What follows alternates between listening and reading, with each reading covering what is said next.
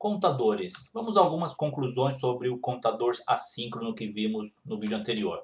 Aqui está representado novamente o nosso contador de 3 bits.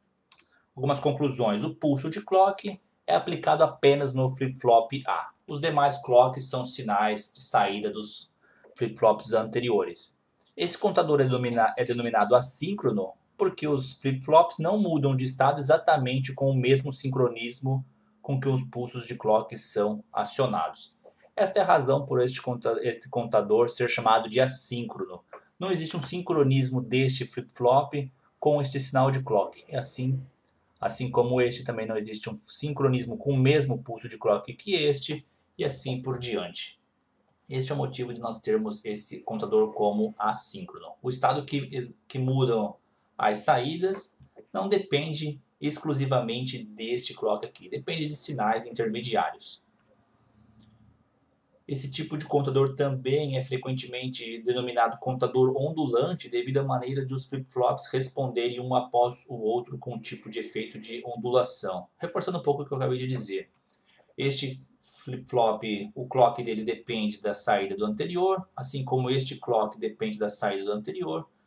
E isso tem um efeito ondulante, ou seja, quando este flip-flop atualiza, depois esse vai atualizar, depois este, depois este, depois este. Isso porque este depende do clock do anterior. Atualizou o primeiro, aí sim ele vai atualizar o segundo, que depois atualiza o terceiro, depois atualiza o quarto.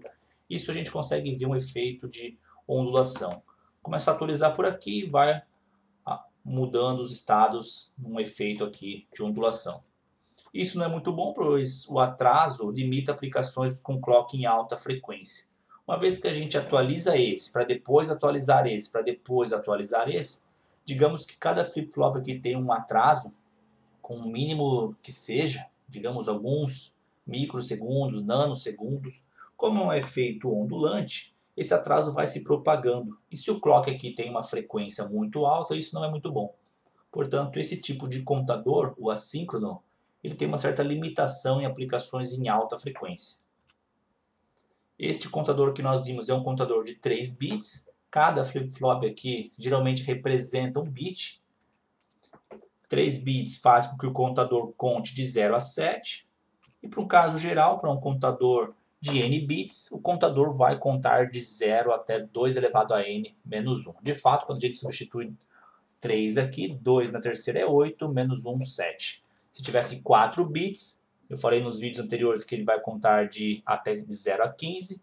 De fato, 2 elevado a 4 é 16, menos 1, 15. Portanto, para qualquer agora quantidade de bits, nós sabemos até quanto este contador vai contar. Aqui termina este vídeo.